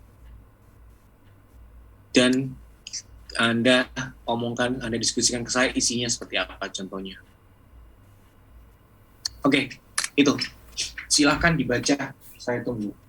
Karena itu kaitannya dengan the curse of dimensionality. Cukup bagus sih contohnya di situ, cukup mudah untuk dimengerti.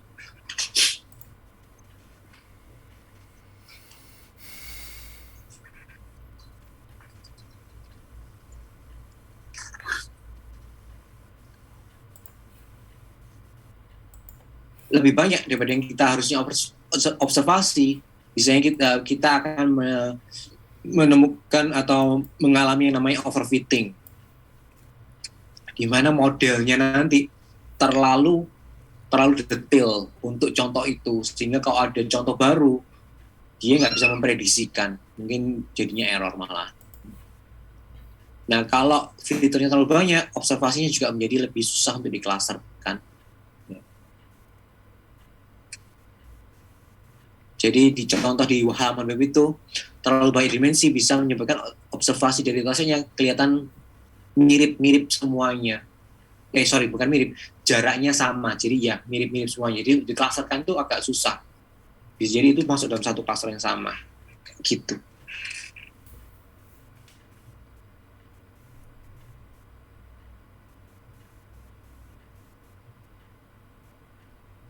Yang dibaca saya tunggu.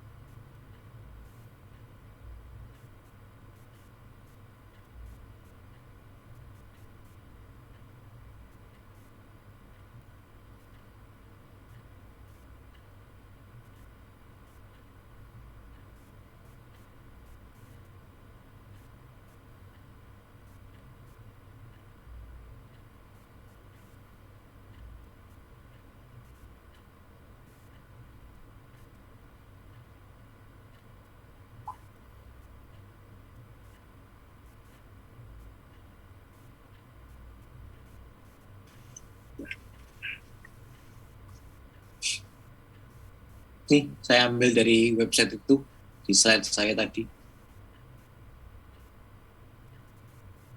Ini contohnya dia.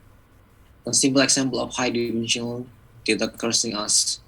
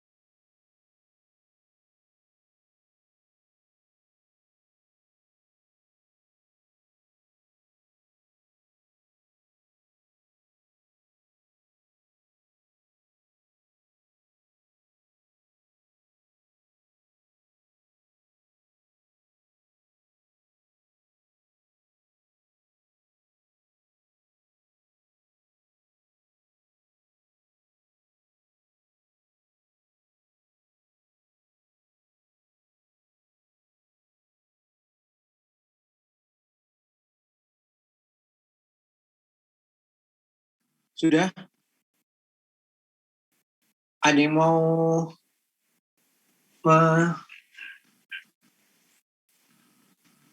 menjelaskan apa yang sudah dibaca?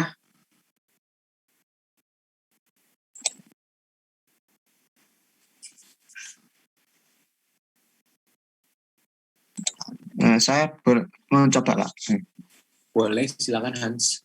Ya, jadi kalau dari contohnya yang di website itu kan ada dua jenis, ada 8 permen ya, 8 warna permen yang berbeda.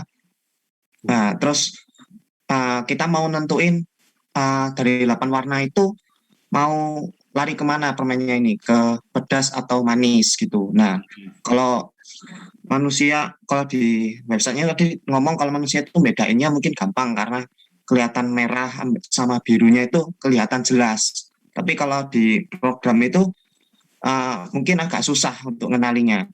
Kalau ini kan warnanya beda-beda 8, itu ada yang biru agak biru kehijauan, biru gelap, terus merahnya ada yang merah muda, ada yang merah kecoklatan. Nah, itu kalau kita menggunakan dimensinya atau atributnya itu terlalu banyak kayak diklasifikasi satu-satu, itu nanti programnya itu bakal nggak bisa bedain gitu.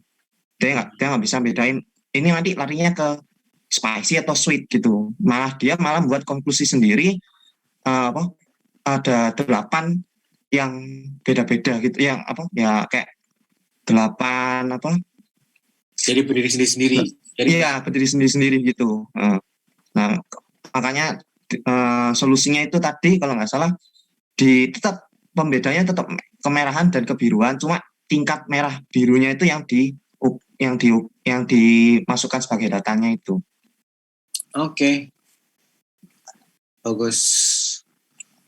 Oke, bagus. Yang lain mungkin kalau Anda susah membaca ini, Anda bisa klik kanan, Anda bisa translate kan? Saya nggak ada di sini translate-nya. Biasanya ada translate, tinggal translate nanti akan jadi bahasa Indonesia. Jadi kalau ada kesulitan baca-baca website seperti ini, webpage seperti ini, tinggal translate dalam bahasa Indonesia. Terima kasih. Oh, jadi lupa namanya tadi, Hans. Ya, terima kasih Hans.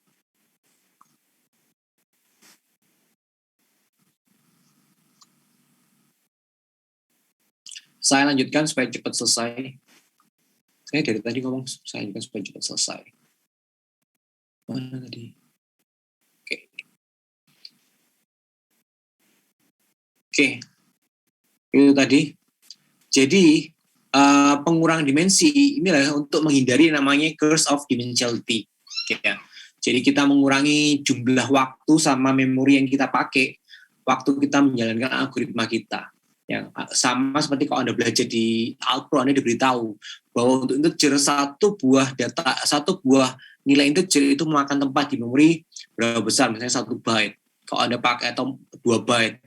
Kalau kita pakai 100 array, ya tinggal dikalikan 100 plus ada overhead-nya. Mungkin ada untuk overhead-nya di array-nya berapa. Nah, bayangkan kalau datanya ukuran 1 giga, berarti 1 giga kalikan 2 itu hanya untuk integer saja. Berarti 2 gigabyte untuk integer. Ya kan? Kalau Anda masukkan dalam array semua. Ya. Kalau 4 giga gimana? Ya, dengan 4 giga kuat nggak komputer Anda seperti itu memorinya. Paling memori Anda paling banter berapa memorinya? 8 atau berapa? Ya, kalau laptop saya ini yang Mac ini memorinya kalau saya cuma 8. Tuh. Kalah sama handphone memang sekarang laptop aja sekarang saya punya 10 giga. Tuh. Nah itu memori, bedakan sama hard disk. Kalau hard disk itu ya tempat yang nyimpen datanya. Waktu Anda memproses, Anda pasti pakai RAM, ya kan? Nah, pakai memori di RAM. Tergantung komputer Anda bisa nggak melakukan physical temporary untuk itu masuk ke hard disk dan macam, tapi kalau nggak ngangkat ya jadi programnya jadi susah. Jadi ada timbal balik antara waktu sama pemakaian memori kalau program. Jadi algoritma itu biasanya Anda mau mengorbankan waktu atau mengorbankan space biasanya memori. Kalau Anda mengorbankan space, biasanya programnya jadi cepat. Mengorbankan space maksudnya apa? Anda pakai space-nya besar. Kalau Anda mengorbankan waktu, biasanya pakai space-nya sedikit. Nah, yang dicari yang sempurna biasanya pakai space sedikit, juga programnya cepat, bisa seperti itu. Kalau saya dulu diberikan 2 opsi waktu belajar algoritma di S2 saya belajar waktu di Singapura. Di situ dosennya cukup bagus, dia memberikan opsi. Ada algoritma ini, kamu mau mengorbankan waktu atau mengorbankan space. Kalau mengorbankan waktu berarti pakai ini dan ini. Kalau space berarti seperti ini. Gitu. Jadi Anda akan ditunjukin. Kalau mau dua-duanya, ya silakan coba kamu analisis. Kira-kira bisa nggak ketemu yang baru? Kalau udah bisa ketemu gitu, Anda nanti pantas jadi S2 nanti. Bisa masuk S2 atau S3 langsung. Ya. Nah, satu lagi, pengurangan dimensi bisa dipakai untuk supaya visualisasinya lebih mudah. Anda lebih gampang lihat data dalam bentuk 2 dimensi ketimbang 3 dimensi. 3 dimensi itu sudah cukup susah. Karena begitu Anda lihat data 3 dimensi dalam 2 dimensi, kedalamannya nggak kelihatan. Anda harus putar dulu supaya kelihatan kedalamannya. Ya. Makanya biasanya kalau Anda punya teman-teman di biotek atau di farmasi, mereka itu paling banter kalau datanya banyak diubah jadi 3 dimensi. Itu pun datanya harus bisa diputar supaya bisa kelihatan kedalamannya. Jadi jaraknya kelihatan. Jadi jangan berpikir bahwa ini hanya untuk informatika. Kasus-kasusnya itu terjadi di semua bidang ilmu. Ya. Contoh-contohnya, jadi kalau Anda cari judul untuk KPTA itu bisa cari ke teman Anda sendiri.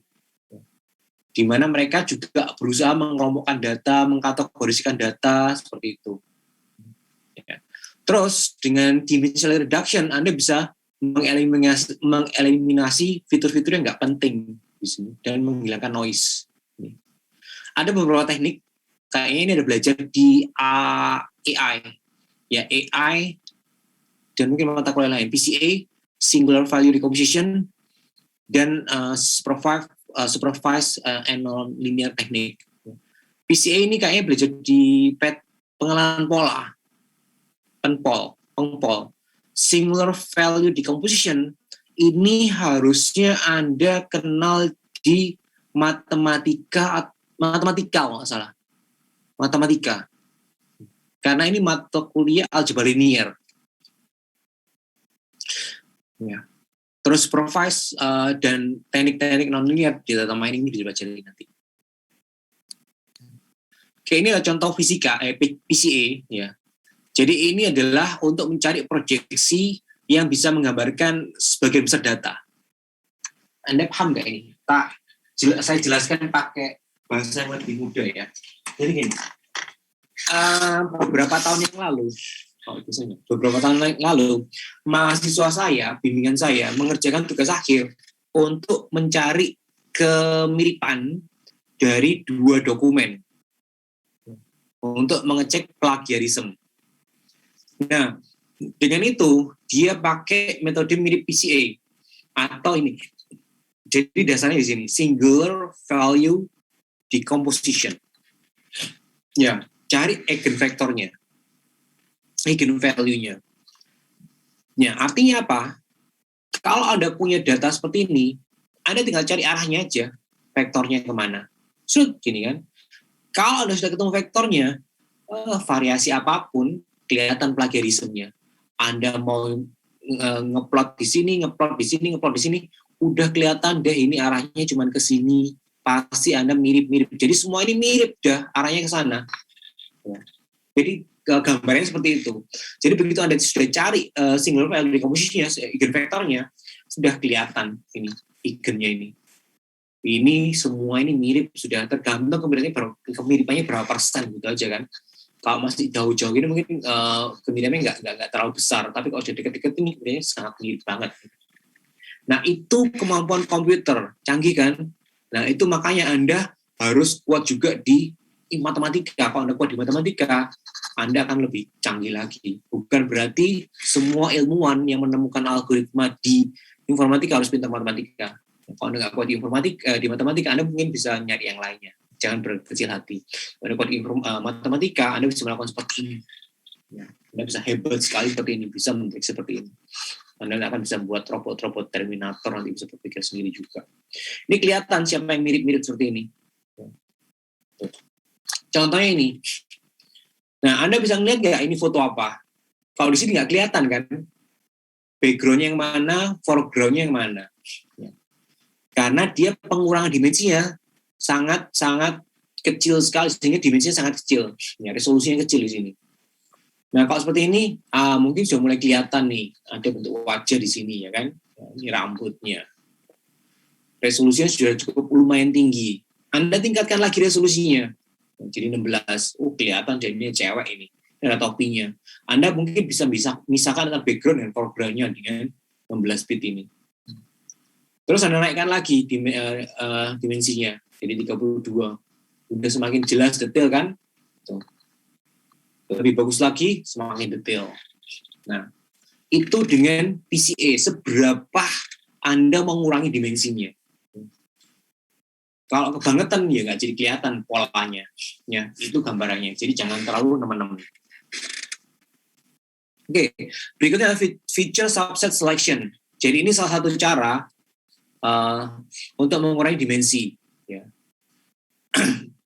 Jadi ada redundant feature, ada irrelevant feature. Jadi kalau ada data-data yang terduplikasi, Anda bisa pakai feature subtraction untuk mengurangi dimensinya.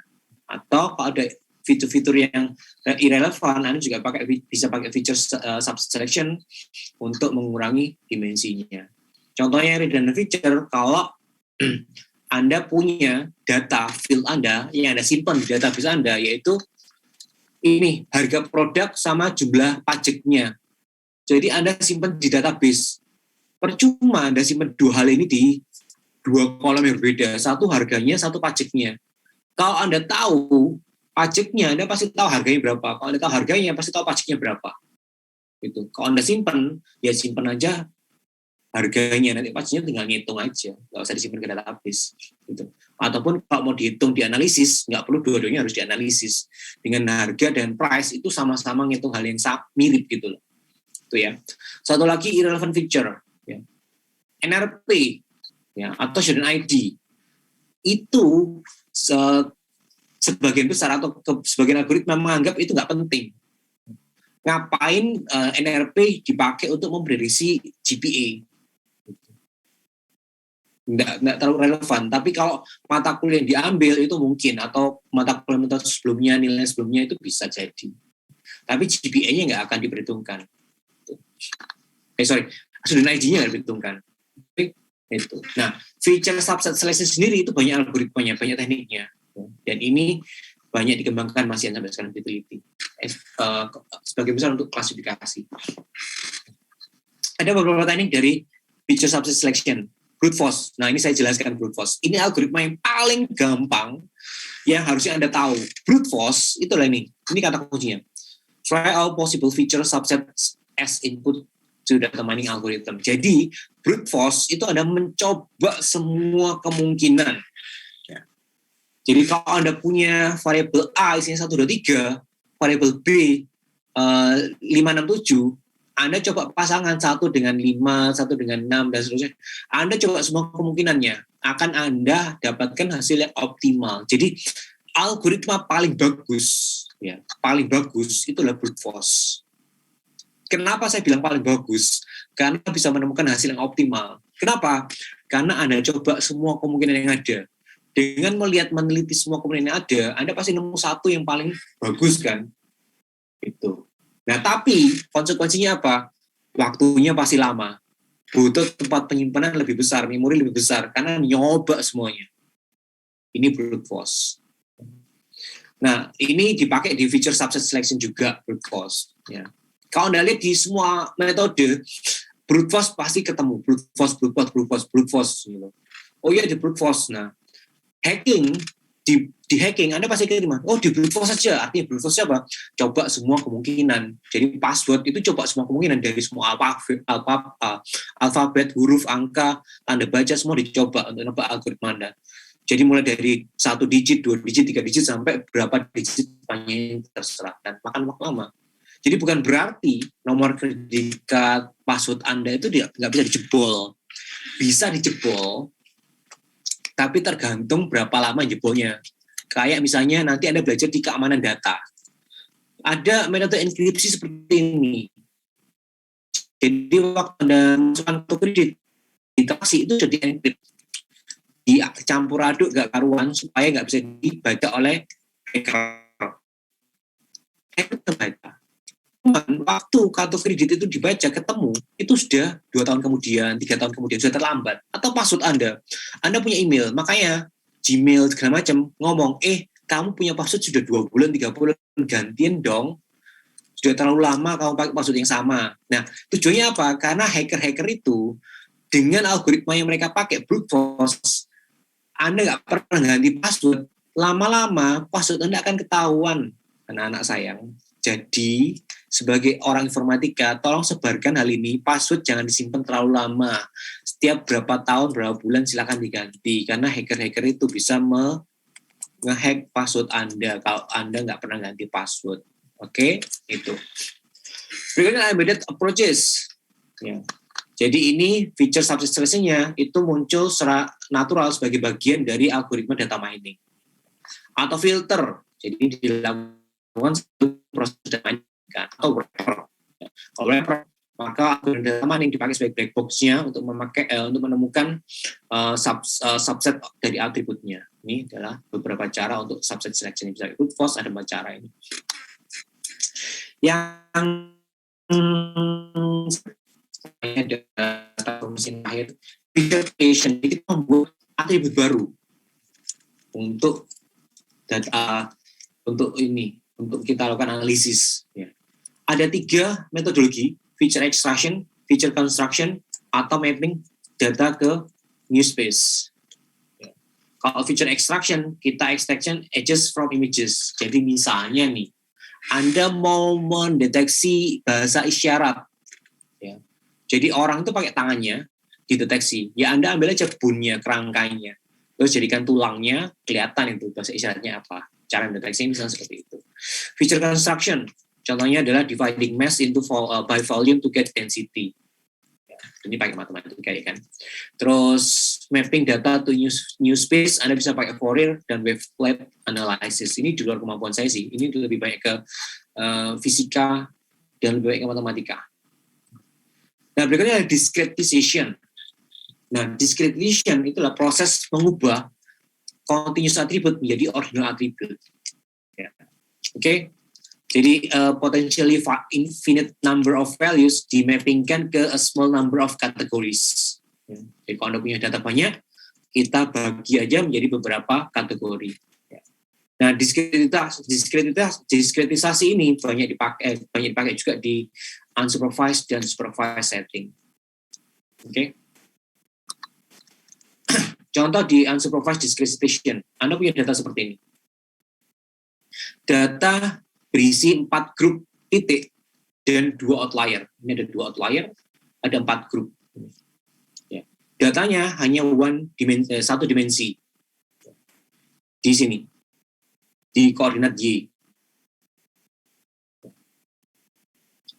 Oke, nah tapi Y acak, komponen Y acak itu ditambahkan untuk mengurangi overlap. Oke, nah, Anda bisa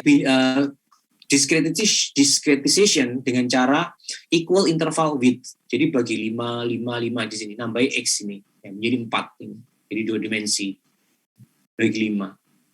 Ada 1, 2, 3, 1, 2, 3, 4. Jadi ada 4 bagian, ada 3 garis di sini. Ya, tapi di sini masih ada yang overlapping di sini. Bagian ini, yang ini, bagian ini, antara ini jadi satu tempat, ya kan? Yang ini juga overlapping. Jadi 3 data nyampur dari satu. Ya. Satu lagi pakai equal frequency untuk mendapatkan 4 bagian. Tetap meskipun equal frequency, jadi ini 100 data, 100 data, ini 100 data, masih ada yang overlapping di sini. Ini nyampur, nggak bisa jadi satu bagian. Nah, nanti Anda belajar Cummins. Nah, lihat bagus kan? Ya, ini ngelompok sendiri satu bagian, ini ngelompok sendiri, ini ngelompok sendiri, ini ngelompok sendiri. Itu sudah bagus, dan ini nanti kita akan coba cari. Kita akan belajar Cummins. Cummins yang paling sederhana, paling gampang. Nah, ini yang di supervised setting, contohnya seperti ini, mirip-mirip. Ya. Semakin kecil, semakin bagus kan. Kalau Anda semakin besar, ada yang nyampur kan, ada yang kosong di sini. Ya kan, ini juga kosong, ini kosong. Nah, tapi Anda menjadi kotak-kotak kecil, jadi 5 kategori dibandingkan 3 kategori, Anda bisa dapatkan bagus ini. Nanti yang 4 kotak ini bisa Anda gabungkan jadi satu, karena mungkin karakteristiknya mirip. Yang ini bisa Anda jadi 2. Itu. Ini kan jadi satu bagian tapi ada satu kosong. Kok ini kan satu bagian sendiri. Lebih bagus pakai 5 kategori daripada 3 kategori. Oke. Benar nggak tadi saya kata-katanya? Oke. Selanjutnya adalah binary decision. Ya. Binary decision, ya, ini yang cukup enak mengerjakannya, tapi butuh istilahnya adalah, saya kok lupa discrete matematiknya, kombinasi. Ya. Jadi binary decision itu akan memungkinkan continuous atau categorical attribute into one or more binary variable. Jadi 0101. Jadi misalnya seperti ini, kita punya categorical values, all full, poor, dan segala macam. Kita buat ini conversion of categorical attribute into 5 asymmetric binary attributes. Kita buat seperti ini. Jadi nilainya integer value hanya 1, kita buat jadi banyak feature, jadi 5 feature di sini. Contohnya seperti itu. Nah, ini yang terakhir slide kita hari ini, attribute transformation. Jadi kalau attribute transformation itu fungsi memappingkan keseluruhan nilai, jadi dari suatu atribut ke suatu nilai baru, ya, sehingga nanti setiap nilai baru itu nanti yang kita buat jadi kita lakukan analisis. Ya. Contohnya yang paling gampang adalah ini, X-marka, di-log-kan atau di-absolutkan, atau Anda bisa lakukan normalisasi. Ini refers to beberapa teknik untuk melakukan penyesuaian ke beberapa nilai beberapa atribut di dalam hal ini. Kemunculan dia, seberapa banyak, mean, average, sama range-nya. Ya. Atau kita keluarkan yang tidak diinginkan. Atau kita pakai istilah di statistik standarisasi. Ya. Dengan cara ini. Ya, Anda kenal ini di statistik lah waktu Anda melakukan standard deviation. Atau saya bisa contoh yang sederhana yang mungkin bisa ini. Anda mau mengukur jarak dari bumi ke planet lain di galaksi lain. Anda bukan pakai satuan cahaya, ya, satuan tahun cahaya, tapi Anda pakai satuan kilometer. Atau Anda mau menghitung saldo rata-rata saldo nasabah di suatu bank, pakai satuan rupiah. Ya. Padahal ada beberapa orang, mungkin banyak orang, saldonya triliunan atau miliaran. Ya. Terus Anda programnya pakai C#. Ya. Di mana tipe data, mungkin Anda pakai integer, gak nutup T. Ya kan? Kalau 1 triliun pakai integer, jebol programnya. Karena kapasitasnya integer nggak bisa sampai miliaran. Ya. Anda pakai long in, ya mungkin masih nyambung. Pakai double, ya mungkin masih bisa. Ya. Tapi apakah harus seperti itu? Kalau Anda ngitung rata-rata, ataupun ngitung jarak, Anda kuadratkan, 1 triliun Anda kuadratkan, jebol lagi tipe data Anda. Nggak nututi. Ya kan? Salah satu cara, Anda ubah atributnya. Ya. Caranya gimana? Anda ubah, Anda bagi semua dengan nilai tertinggi. Jadi, kalau dia punya 1 triliun, saya bagi dengan 1 triliun, hasilnya berapa? 1. Yang 100 juta, Anda bagi 1 triliun berapa? 0,1. Nah, kalaupun nanti itu dikuadratkan, jadinya berapa? Ya masih kecil kan? Nah, nanti tinggal tergantung Anda pemilihannya, double float-nya, yang tingkat presisinya paling tinggi. Kalau nggak mampu gimana? Buat tipe data sendiri ya. Gitu. Ya, tapi ini salah satu contohnya. Jadi tadi jarak dari planet dari bumi ke planet lain itu juga kayak kilometer, itu sangat tinggi digitnya. Mungkin tipe data yang dimiliki di bahasa pemrograman tidak nututi. Makanya itu Anda lakukan transformasi ini. Itu yang bisa saya berikan untuk Anda hari ini. Ada pertanyaan enggak untuk saya? Semoga bisa masuk.